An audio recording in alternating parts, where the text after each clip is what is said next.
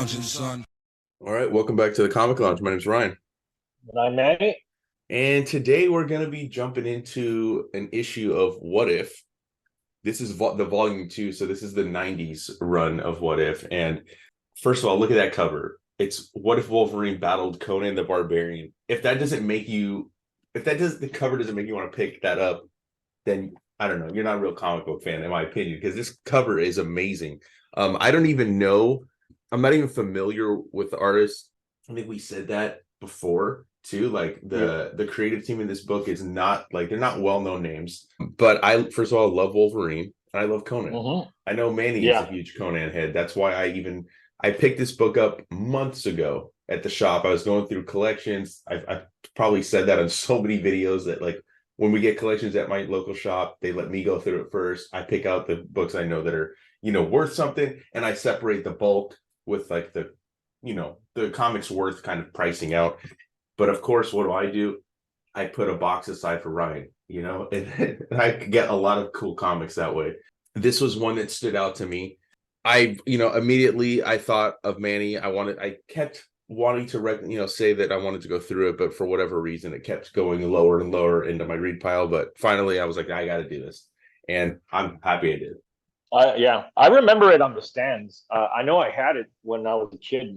This was, I think, in 1990. So I was about, 11, 12 years old. So, I mean, prime comic book reading for me, and like, the height of my Wolverine, like fandom and Conan. And this period of What If was my period of What If too. So I have a very fond memory of this particular volume of What If, which I think was volume 2. Yeah. Sometimes when you say how old you were when a comic came out, I forget our age difference. Not that I'm not like they're trying to say anything, but I forget that like there is that gap, So I was 3 when this book dropped. I was almost 4 because I said August of 1990. Yeah, August 1990. Yeah, like look, I did start super early with comics. Like I had to have been like between 4 and 5. I'm just basing it off my first comic that I remember, and that was a comic from 91. But who knows? I might have got it later. But anyway, that's besides the point. I don't know about you, but before we get into it, the minute I finished this, I started reading this book, I was like, I want to do more What If comics for I do too. And I was like trying to remember like which ones were really cool that I liked, because there are so many, and they really went wild on the concept specifically in this period. Yeah, I mean, I have some from the volume 1 that I've picked up. I think those, I guess, the 80s. But anyways, there's a lot to unpack. We'll probably, I know we already mentioned we're probably going to do the Wolverine, Agent Shield, the Liefeld and Valentino. That'll be one we'll do. But let's get into this one before we just go off on a tangent about What If comics. I like that this starts off, we're in the midst of the Dark Phoenix Saga. We got the Watcher, like how he's always the one that leads off talking about like how he doesn't interfere and stuff. I don't know why. First, okay, I didn't say the creator. Oh, okay, we haven't got there yet. Come on. Glenn Herdling is the writer, and Gary Kwapisz. I don't know how to say that last name, but he's the penciler. Like I've never heard of either one of them. But this is it's a well drawn book, I think. I mean, it really is. I mean, this is like super capable art from that period. It tracks with the it even leans a little bit more towards like almost Bronze Age stuff, like slightly before its time. But I mean, it's very detailed. It's really good art. Yeah, no, it doesn't seem throwaway. It's very polished, very very finished. Yeah, no, I like I said, like even though I didn't know, I thought the stories, it's a decent story. I think most What If stories are by nature going to be entertaining because you're seeing characters that you love in situations that you don't. So at that point, it's like I've rarely read a What If comic where I thought it wasn't a good story. It's always entertaining. They're always fun. That's the key, entertaining, and like they're always one and dones, which is great. Yeah, and I also like when the What Ifs get crazy like this, because a lot of them are just tweaking like something like what if Gwen Stacy didn't die or whatever, like they're very specific to an event in comics that we all know. Yeah, but I like the ones that are just sort of like crazy like this, and just throw two wild ideas at each other, like Wolverine versus Conan. I mean, that alone is like an idea that I think any comic fan would jump at. Sure. And you know what? I forgot. I probably now that I think about it, I know what pushed me to finally like ask you. It was the announcement of Wolverine versus Predator. That's Oh yeah, I think that's subconsciously. I as you were saying it, it reminded me of that was the moment where I'm like, we got to do this. We got to do Wolverine Conan. So anyway, so like I said, we're in the towards the end of the Dark Phoenix saga. I love this Wolverine throwing Colossus, him throwing him right at Jean. like an inverse of the fastball special, like where Colossus would throw him. That was like a big move back in the day. And they're talking about how like they're going in and out of different reality, like the realities are bending around, and Wolverine gets thrown into another realm, and it's not even what if Wolverine battled, right? It's what if Wolverine had lived during the age of Conan the Barbarian. So it's not, it's a Right, little yeah. bit different than the actual title. And you just throw him straight into the mix. There's a fucking dinosaur going back there. Yeah, you got like someone on like a horse in the back, So right off the bat, like Love this sound Wolverine, effect. Splorch as he fucking throws his claws right into the dinosaur's head. And like they're like looking at him, they're like, oh my God, and they're like, oh, you should go. They're telling him something to do, but he doesn't understand them, obviously. right, for But the he can, language difference, and right, they think he's a demon, which is like a cool take because like Wolverine's got these claws coming out of his skin, like he's got this weird costume that none of them have ever really seen. sure, He's speaking in a language that they don't understand, so like he would look like some kind of a demon. I mean, yeah. that's probably where they would go first. But he can tell like they're kind of like nodding towards the city, so he goes to the city, and then we Yeah. get now we're at a tavern where Conan is. I like this. I kind of want to go pick up this issue now of Conan because Yeah. it talks about to issue 115, and I'm not well versed in the old Conan books. I know more of like the stuff when Dark Horse was doing it, like Right. Kurt Busiek, Carrie Nord, which was like a great run in my opinion. But I definitely, mostly because of you, want to go back and read like some of the old Marvel Conan. That's Yeah. something I And would love I to pick also them. do. I pick up any Conans whenever I see them in like 50 cent and dollar I bins, and never there's see them, tons dude. out there. I never see them Yeah. out by me, but I gotta keep an eye out because I know those would be some fun issues to go through. But this is like the impetus behind why Conan is involved. His love It's a good belief. story. I mean, it works. It's more of a Conan story, kind of told through Wolverine's eyes, if that makes sense. Sure. Which Yeah, and which I liked, and I mean the Conan scenes, like you pull Wolverine out of this, and it's a pretty good Conan story. yeah, no, this like I said, I had a fun time reading this. I got a shout out to this Nickelodeon magazine ad, dude. I don't know if you ever got that magazine. Maybe you were too old, but I I remember mean, I remember it being around, I like remember even subscribing to it, dude. Like I was that kid that would fucking be on the house phone, which, I guess if you're of a certain age, you probably didn't have a house phone in your house, but yeah. I would be calling all these like companies, like subscribing over the phone when I was like 8 years old, and like all of a sudden all these magazines would be coming in the mail, and my mom would be like, what the fuck are you doing? Fuck yeah. You know? And I'm Yeah. like, don't worry about it. Anyways, but yeah, I really love how we get thrust into the middle of a storyline with Conan. That's and I think that's cool to do because like it makes readers like of my maybe somebody like me that hasn't read a lot.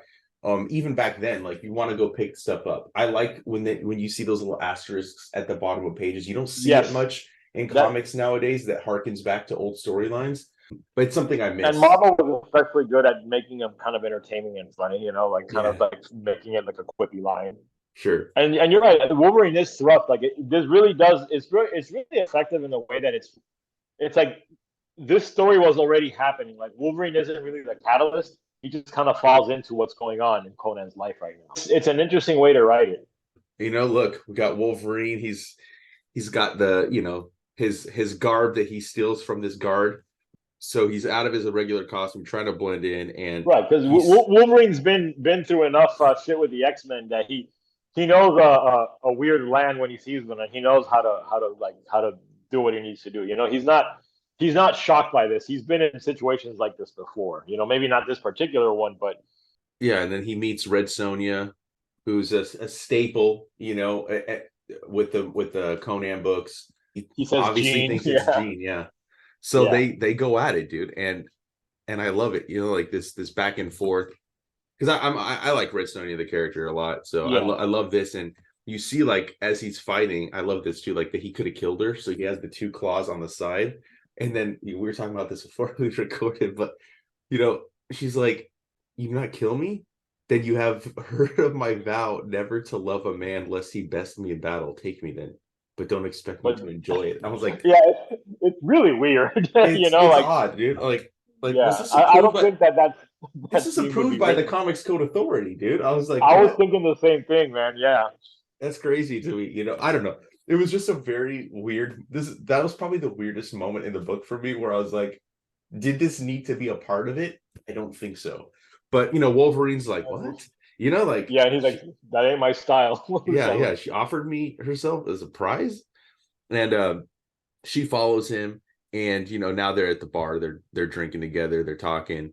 And you can see the beginnings of, first of all, Wolverine is in love with Jean. He obviously yeah. called her Jean right away, so I think he has that natural attraction to her. You know, as she's saying Logan, she sees Conan coming in the back. He's like, "Who's that, doll? An ex-boyfriend?" And now, you know, Yeah. now we're gonna meet up with them because Conan, the whole thing behind him is he's trying to bring his love back to life. And he's And trying to take something. I mean, it's like a classic Conan story, you know. yeah, He's trying to get some kind of object from some sorcerer. I love that Wolverine calls him a Tarzan reject. Yeah. That one made me laugh. And like Sonya's like, the Sumerian's mine. And then Sonya gets gassed, and then we get I love this page right here. I love how small Logan looks to We Conan. have something we've talked about, like, you know, like, yeah, even in the movies, they don't really approach Wolverine like that anymore. Like that. But back in the day, you know, they always did draw him smaller because he's like 5'4", something like that, 5'5" at the most. He's a Yeah. small dude. And I just think the perspective here is just done so well. You know, like It's a cool image. Like, you know, it would make a cool poster or like a cool T-shirt. You know, like I it's a kind of badass drawing of I Conan. know I kind of wish like if Wolverine was in his regular like or brown and tan costume, this would be a Oh really cool yeah, poster. But like here, you like it would be cooler with the costume. But it's a really great image. You see them going back and forth. Conan's not even like he doesn't even care. It's like he's yeah. not even scared of him at all. And they still can't understand each other, which is cool. Like if you notice how they write the dialogue, like they're speaking in different languages. And I know at some point, I don't think it's happened yet on the page we're on. The sorcerer casts like a translation spell, and then Yeah. they all kind of start understanding each other. Yeah, but to me, like this is why you pick up the book, in my opinion. Yeah, Yeah, yeah. you want to read the rest of the comic, but you want to see Wolverine, Conan go at it, and I think they did a really, really fun job of it. You know, And there's some good faces. Like look at that top panel on the right hand page there. You yeah, know, like I hadn't heard of this illustrator, but they're very capable. This is hmm like really good comic book art. You know, it just shows you at the time, man. Even someone that's quote unquote a jobber was doing like really good. Like they sure. really sort of paid attention to craft in a way that I think is not as prevalent anymore. No, definitely not. But yeah, like again, like this is great. Conan beats Wolverine. His sword breaks over him, but he still defeats him. Wolverine, he thinks is dead. He's bleeding out. He takes Sonya away. He's gonna, you know, over here. I'm skipping a little ahead, but he's gonna sacrifice her because like he has to sacrifice a woman to get his woman back, right?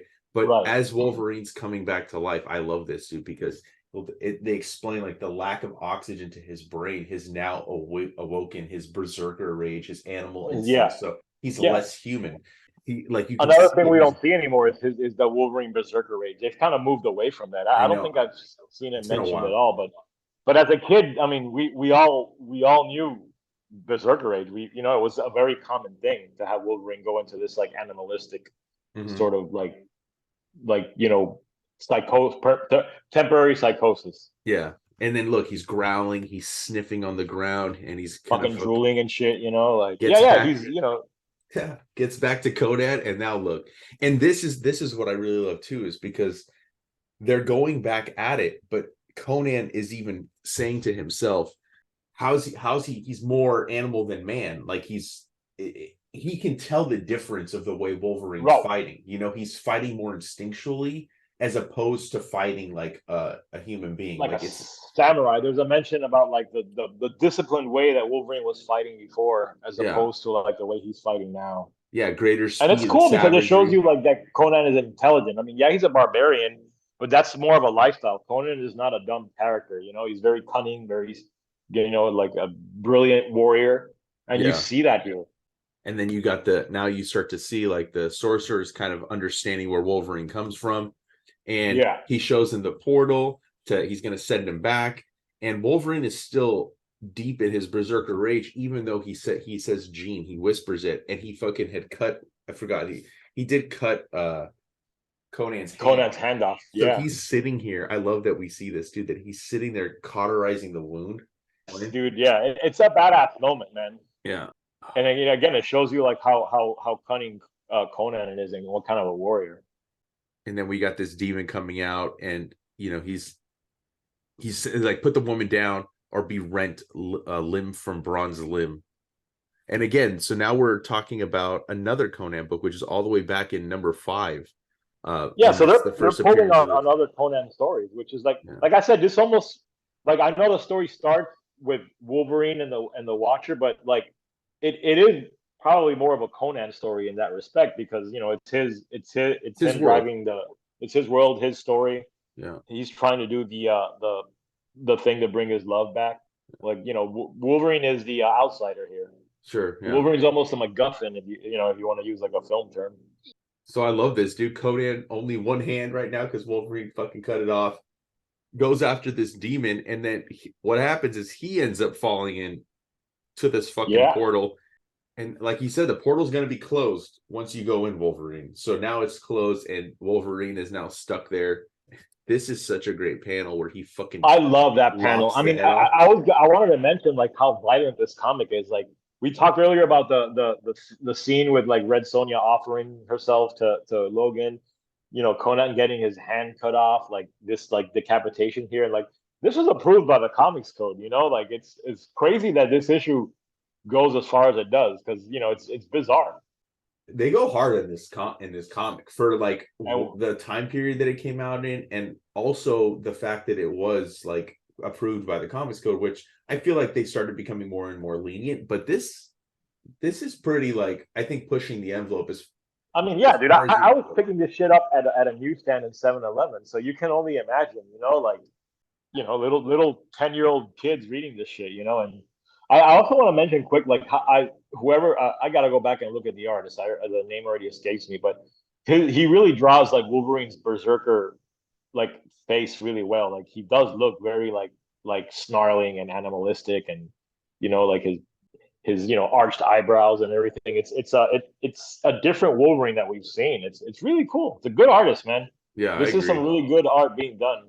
And I love how it ends with Wolverine. Like, now he's stuck in this world. He become, like, you see, like, they ride off into the sunset. They become king and queen. He's now with Red Sonja. It's a really good you know, ending for Wolverine's part. And then you get the epilogue and Conan fighting a Super Skrull. Like, that's awesome to me, you know? And they're fucking about to kill like is that Captain Marvel there, or a Kree warrior? Yeah, it's just a regular Kree soldier. Yeah. But look, and then because Wolverine's not there, you know, like, it changes everything. And the Watcher says that, and the last thing that the sentiment of an entire universe, Crom. I love that. As a Conan fan, that was really, really good. Yeah, no, it's great. And then you got this like one page by John Rossum and Armando Gil. Just what if Wolverine really met Conan the Barbarian, and they're just sitting in a bar. That's awesome. Yeah, that's really cool. Like, and you know what's great about this too is that it's like, this is years before like Marvel started fucking around with putting Conan in like in the modern times with like the great stuff they did with Savage Avengers. So like, it almost set a precedence for that, you know? Like, no, this was a fun comic. And like I said at the top of the episode, we're going to be doing some more what ifs, because these are just fun comics to talk about. And it's like, you know, I don't know, they're just fun conversations, because it's always going to be something different. It's never going to be the same. all of them have, there's some really funny what ifs, but then there's some really cool ones like this, like that are just no brainers that you'd want to pick up. So hope you guys dug that video. You can go find this. I think it's actually considered kind of a minor key. I didn't realize that until after I had it at home. I was like looking it up to see how much it was, because I was going to suggest for you to pick one up. But it should be easy to find online. So go pick it up, and make sure you follow us on social media. Our links are down below. Hit the subscribe button so you're notified every time a new vid goes up. And on that note, we're out. Yeah, by Crumb. We'll see you next week, guys.